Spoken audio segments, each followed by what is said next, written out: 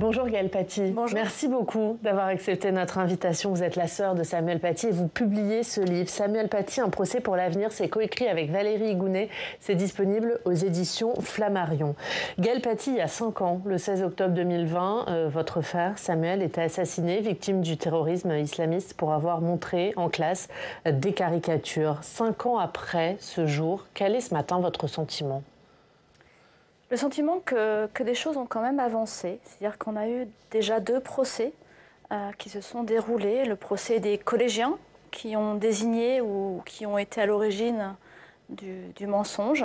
Le procès des adultes qui s'est terminé en fin d'année dernière, qui a conclu à la culpabilité des 8 accusés, et notamment pour complicité, pour association de malfaiteurs terroristes. Donc moi je dirais que les choses ont avancé du point de vue de la justice, parce qu'elle a fait un pas en avant assez incroyable en fait pour reconnaître la culpabilité de gens qui n'ont pas été en contact direct avec le terroriste, en tout cas pas de manière organisée, et qui pourtant ont été reconnus coupables par la justice d'avoir contribué activement à l'attentat. Parce qu'en fait, l'assassinat de votre frère, c'est un véritable engrenage, un engrenage de mensonges, un engrenage de lâcheté. On va y revenir. Vous racontez dans ce livre les 7 semaines de procès. Juste vous, déjà, personnellement, comment vous l'avez vécu, ce procès ? C'était une nécessité pour moi, ça s'était imposé. Je devais y être, sans savoir trop pourquoi j'y étais, en fait. Cette semaine, c'est très long, c'est très éprouvant. J'ai souffert de côtoyer tous ces accusés pendant 7 semaines à quelques mètres d'eux, des accusés qui ont refusé pour la plupart de répondre, même avec un minimum d'honnêteté ou sans jamais reconnaître la moindre responsabilité. Donc c'est extrêmement frustrant. Parce que quelque part dans un procès, on attend toujours une part de vérité que l'enquête n'a pas pu démontrer. Ils ne me l'ont pas donnée, à part un des accusés qui a un véritable repenti de ce qu'il a fait. Mais les 7 autres sont en tout cas dans une position de défense qui les a conduits à tout rejeter en bloc, même ce qu'ils avaient déjà dit en garde à vue. C'était dur, mais c'était nécessaire. C'était long, mais c'était nécessaire. Et ça m'a fait beaucoup de bien, quelque part, de traverser cette épreuve pour entendre le verdict à la fin du président qui, quelque part, reconnaissait entièrement ce qui s'était passé. Pour moi, c'était une façon de réaliser et de regarder en face. Parce qu'en fait, comme tout le monde, évidemment, c'était la barbarie l'emportait sur la réflexion. Et un procès, ça permet quelque part de mettre de côté la barbarie et d'engager la réflexion sur l'engrenage, le fameux engrenage dont vous parliez à l'instant. Et c'est ça qui m'importe aujourd'hui. Vous en êtes sorti changé de ces 7 semaines de procès ? Oui, profondément, à titre vraiment personnel, extrêmement changé. Tout d'un coup, il y avait un avenir qui pouvait s'ouvrir. C'est très bizarre ce qui peut se passer dans ce genre de circonstances avec un procès pareil. On a l'impression que notre vie s'arrête au procès. Je parle dans le livre du mur que représentait ce procès pour moi, qui faisait que je n'avais aucun projet pour l'après, comme si l'après n'existait pas. Et ça vous a permis de passer à l'après. On va en parler de l'après, mais vous avez côtoyé, vous venez de nous le dire, les coupables durant ce procès. Vous nous parlez de votre souffrance, de votre frustration. Est-ce que quand même vous avez un peu compris ce qui les a conduits à en arriver là ? Oui, et honnêtement, c'est vraiment l'intérêt d'un procès par rapport à une enquête. L'enquête policière donne beaucoup de faits, beaucoup de preuves. Et le procès permet de quelque part de mettre tous ces éléments ensemble et donc de bien comprendre les faits. Mais le procès permet aussi de voir les gens, de voir les hommes, les femmes, d'écouter les experts qui parlent d'eux, leurs familles, leurs proches, pour essayer de comprendre un peu comment ils en sont arrivés là, comment des humains, quels étaient leurs ressorts, quelles étaient leurs histoires personnelles. Et ça contribue beaucoup, en fait, je trouve, dans la justice à avoir une bonne idée de ce qui s'est passé. Quelque part, il y a des moments où je doutais un peu on sait pas trop, il n'y avait rien de si clair que ça quand même. Et en fait, de voir les parcours, on se dit, je comprends pourquoi ils en sont arrivés là, donc je suis capable d'accepter que oui, c'est bien eux qui ont fait ça. Et la mort de votre frère, on l'a dit, c'est un engrenage d'abord du mensonge, et puis quelque part aussi peut-être l'engrenage de la lâcheté. Est-ce que vous l'avez aussi vécu comme ça, la lâcheté d'une partie de ses collègues, du corps enseignant de l'Éducation nationale ? Alors là-dessus, j'aimerais rétablir certaines vérités qui ont été parfaitement énoncées au cours du procès. Si on parle de lâcheté de collègues, je pense que ce n'est pas le bon mot déjà. D'accord. Déjà, la très grande majorité de ses collègues ont soutenu un professeur de leur collège qui subissait quelque chose d'extrêmement fort, une attaque réseaux sociaux, une plainte d'un élève, c'est quand même extrêmement fort, tous les professeurs ne le vivent pas quand même. La plupart, la très grande majorité, l'ont soutenu, y compris toute l'équipe de direction. Effectivement, il y a 2 professeurs qui ne l'ont pas soutenu, mais je pense que ce n'était pas par lâcheté. C'était aussi qu'il y avait... Pour une peut-être. L'autre, c'était clairement des conflits préexistants sur des petites jalousies sur l'équipe enseignante au niveau de l'histoire-géographie. En tout cas, c'est ce qui a été dit au procès. Et donc voilà, je pense que ce n'est pas des lâchetés, en fait. C'est des petites jalousies de collègues qui arrivent dans tous les milieux. Donc pour vous, ça ne fait pas partie de l'engrenage? Non, pour moi, ça ne fait pas du tout partie de l'engrenage. Votre frère, il se sentait menacé. Est-ce que vous, il vous avait parlé de ses craintes? Non, il n'avait parlé à personne, en fait. Ni à moi, ni à mes parents. Donc on était au courant de rien quand c'est arrivé. On a découvert, en fait, par les premières explications qu'on nous a données. Mais jamais on n'aurait pu imaginer que ça pouvait lui arriver, parce que lui, c'était vraiment le professeur particulièrement attentionné avec ses élèves. Et quand en fait, on voit que le cours qui est à la source du mensonge et de la cabale numérique, en fait, il a juste essayé de protéger ses élèves, justement, de ne pas les agresser, de ne pas les forcer à regarder quelque chose qui pouvait les blesser.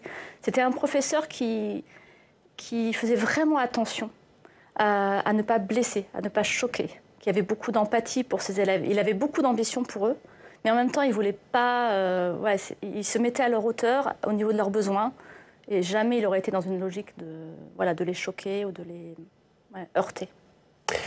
Vous avez eu des explications de ce qui s'est passé de la part de ses collègues, de la part de l'Éducation nationale? Alors de ses collègues, beaucoup. Soit de manière officieuse, soit au sein des 2 procès, parce qu'au cours des 2 procès, les collègues de Samuel sont beaucoup intervenus à la barre, soit en tant que partie civile, soit en tant que témoin. Donc c'est vrai qu'on a eu beaucoup d'explications, et donc on sait très bien ce qui s'est passé aujourd'hui au sein de ce collège, au sein du collège. Au sein de l'Éducation nationale, je n'aurais pas le même discours. L'Éducation nationale, clairement, a cherché très vite à se dédouaner à travers un rapport bâclé qui a été fourni quelques semaines après l'attentat. Les rapports que nous... Pour vous, ça a été bâclé? Oui, ça a été bâclé, c'est très clair, il n'y a aucun doute là-dessus. De toute façon, ce n'est pas en quelques semaines, avec les dysfonctionnements qu'il y a dû y avoir, et en tout cas, il y avait des choses à creuser. Ça a été bâclé pourquoi? On a beaucoup parlé de ce pas de vague. Est-ce que pour vous, c'est ça qui explique le fait que ça a été bâclé? C'est un peu une logique globale de l'Éducation nationale, effectivement. C'est quand même une institution qui est un peu militaire, soyons clairs. J'ai été professeur d'éducation nationale, donc je sais comment on nous parle. Voilà, on nous dit maintenant, vous êtes rentré dans ce corps, vous n'avez plus le droit de parler, vous devez aller là où on vous nomme, et vous n'avez rien à dire. Voilà, on n'est pas dans une entreprise. Il ne faut pas faire remonter les dysfonctionnements, pas dire quand ça ne va pas? Alors, on peut dire quand ça ne va pas, mais très vite, on va vous dire c'est parce que vous prenez trop à cœur les choses, c'est pas si grave que ça. Voilà, c'est pas une institution qui, pour l'instant, est capable d'aller sur le terrain, prendre à bras-le-corps les choses pour accompagner les enseignants sur le terrain. Vous avez porté plainte d'ailleurs oui. contre l'Éducation nationale. Elle en est où, cette plainte? Donc l'Éducation nationale et le ministère de l'Intérieur. Cette plainte est toujours en cours, déjà, elle n'est pas fermée. Un nouveau juge d'instruction a été nommé. Juste pour qu'on comprenne bien sur l'objet de la plainte, du coup. Non-assistance à personne en danger, notamment. Je ne cherche pas des coupables dans cette plainte, parce que les coupables ont été jugés et seront rejugés en appel en février. Mais je cherche des explications. Je veux savoir ce qui s'est réellement passé. Et autant au niveau du collège, les 2 procès qui ont lieu m'ont permis de comprendre ce qui s'était passé à l'intérieur du collège. Moi, j'aimerais comprendre maintenant ce qui s'est passé à l'intérieur de l'Éducation nationale. Ça veut dire que 5 ans après, ça peut paraître énorme pour les gens qui nous regardent, 5 ans après, vous en êtes encore à chercher des explications? Alors, certaines explications, la très grande majorité, honnêtement, je les ai eues. Ou en tout cas, je ne les aurais pas parce que les accusés refusent de me les donner. Mais Éducation nationale, il y a toujours un petit flou qui subsiste sur qu'est-ce qui a été fait, qu'est-ce qui aurait pu être fait, qu'est-ce qui serait fait maintenant. Parce que c'est ça l'enjeu aujourd'hui. Ouais. Juste pour terminer sur l'avant, parce qu'on va évidemment parler de l'après, et vous êtes dans l'après. L'hommage national à la Sorbonne qui a eu lieu juste après l'assassinat de votre frère, il y a eu un discours du chef de l'État, et depuis, est-ce que vous vous êtes senti soutenu par l'État, par le chef de l'État ? Alors, depuis l'hommage, oui. Pendant plusieurs années, nous avons reçu, et notamment mes parents qui, quelque part, en avaient plus besoin que moi, oui, ils ont été très soutenus par l'État, que ce soit par le président, qui est même venu les voir dans leur maison, qui les invite régulièrement à l'Élysée. Ils sont soutenus par le ministre de l'Éducation nationale, qui les reçoit chaque année, le préfet, le recteur ou les différents recteurs. Voilà. Évidemment, ça s'estompe un peu 5 ans après. Voilà, les liens se distendent, l'actualité a laissé place à d'autres actualités. Voilà. Mais non, honnêtement, au départ, le soutien était très fort. Et il y a toujours des minutes de silence, des hommages. Ils ont été rendus cette semaine, oui. Puisque ça marquait ce triste anniversaire. Vous dites ces minutes de silence, elles sont parfaitement inutiles. Pourquoi ? Parce que déjà, d'une part, elles sont totalement improvisées. Et ça fait des années que je déplore cette improvisation. 3 jours avant, le ministère envoie un mail à tous les chefs d'établissement. Vous organiserez la minute tel jour à telle heure. Point barre. Donc chaque établissement, chaque enseignant fait comme il peut. Je dirais plus comme il peut, comme il veut. Voilà, je jette la pierre à personne pour le coup sur le terrain. Mais ils sont un peu laissés seuls. Complètement. Et je trouve que même pour les élèves, ça ne leur donne pas une connaissance de ce qui s'est passé, une réflexion sur les enjeux pour après, et que ça devrait s'accompagner d'un vrai projet pédagogique autour des valeurs de la République. Et la minute de silence, c'est quelque chose d'assez violent. Enfin, je veux dire, l'enseignant se retrouve tout seul face à sa classe, donc déjà pour les élèves, ils ne comprennent pas, ou alors ils peuvent être en opposition. L'enseignant se retrouve tout seul face à ses 30 élèves. C'est extrêmement violent pour tout le monde. Ça met tout le monde mal à l'aise, et je pense que ça n'apporte rien aux élèves. La mort de votre frère, elle a évidemment traumatisé l'opinion publique, mais particulièrement les enseignants et encore plus particulièrement, je dirais, les professeurs d'histoire-géographie. On va écouter l'une d'entre elles, professeure d'histoire-géographie à Pontoise, porte-parole de l'Association des professeurs d'histoire-géographie. Christine Guimonet, elle était notre invitée il y a quelques jours. Quand vous entrez en classe, est-ce que ça vous arrive régulièrement de penser à eux ? Tous les jours. Tous les jours ? Tous les jours. Je ne pense pas être la seule dans ce cas, mais je peux vous dire que c'est une vérité, tous les jours. Il n'y a pas un jour où je ne pense pas à Samuel et ensuite à Dominique Bernard quand je vais travailler. J'en ai parlé avec les élèves pour la préparation de la minute de silence l'année dernière, parce qu'on a eu un échange qui est important, parce qu'une minute de silence qui est bien comprise, c'est une minute de silence qui est bien expliquée pour qu'elle ait du sens. Et les élèves m'ont demandé... à un moment donné, est-ce que vous avez peur ? Alors, je leur ai répondu que la peur, c'est un sentiment qui est naturel, mais qu'il ne fallait pas se laisser envahir ni phagocyter par la peur, parce que si on va en classe en ayant peur, ça détruit la relation pédagogique, cette alchimie précieuse et délicate qu'on essaye de tisser avec nos élèves. Qu'est-ce que vous ressentez en entendant ça, Gaëlle Paty ? Je suis totalement en accord avec Christine. Christine fait partie de la PAG, l'Association de profs d'histoire géo, qui organise justement le fameux prix Samuel Paty qui est remis samedi prochain, donc demain. Oui, je suis tout à fait d'accord avec elle. Donc, Est-ce que l'assassinat de votre frère, ça a quelque part fait rentrer la peur dans les salles de classe ? Je pense qu'il y avait déjà un peu de peur, parce que c'est quand même un métier compliqué dans certaines parties de la France aujourd'hui. Ça l'a décuplé, clairement.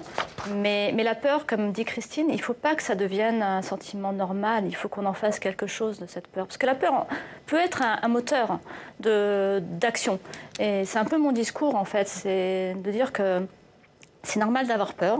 Par contre, il faut trouver le moyen de la dépasser, cette peur, en sortant de sa salle de classe, faisant des choses qui sortent un peu de l'ordinaire avec les élèves, que les professeurs ne se retrouvent pas toujours tout seuls face à ces élèves pour parler des valeurs républicaines. Est-ce que vous avez le sentiment qu'ils sont mieux protégés depuis l'assassinat de votre frère, les professeurs ? Alors, a priori, oui. C'est ce que me disent tous les grands personnes de l'éducation nationale à qui j'en ai parlé.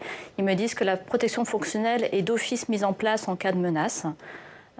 Voilà, semble-t-il, et puis la menace est clairement prise plus au sérieux aujourd'hui, tout simplement. Je pense que l'éducation nationale, mais comme le ministère de l'Intérieur, ont été pris de court en fait par le fait qu'on s'attaque à un professeur.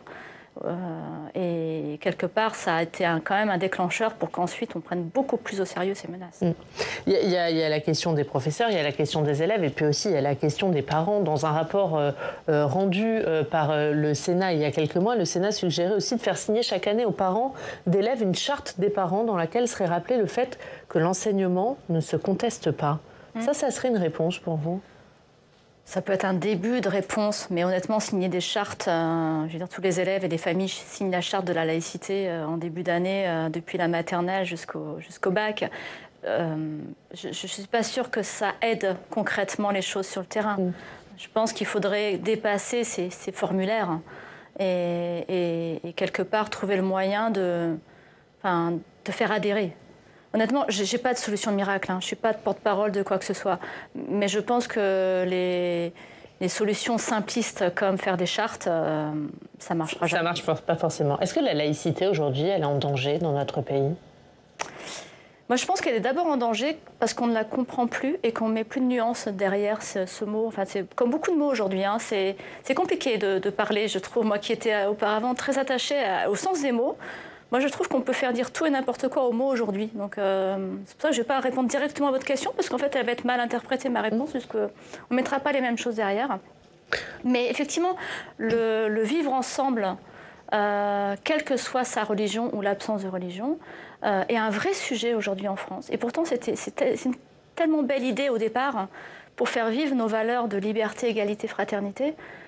Moi, elle me parle, cette valeur de laïcité, mais à condition qu'elle soit bien comprise et vécue et véhiculée aussi par tout le monde, en se disant que c'est pas une guerre contre l'islam, la laïcité.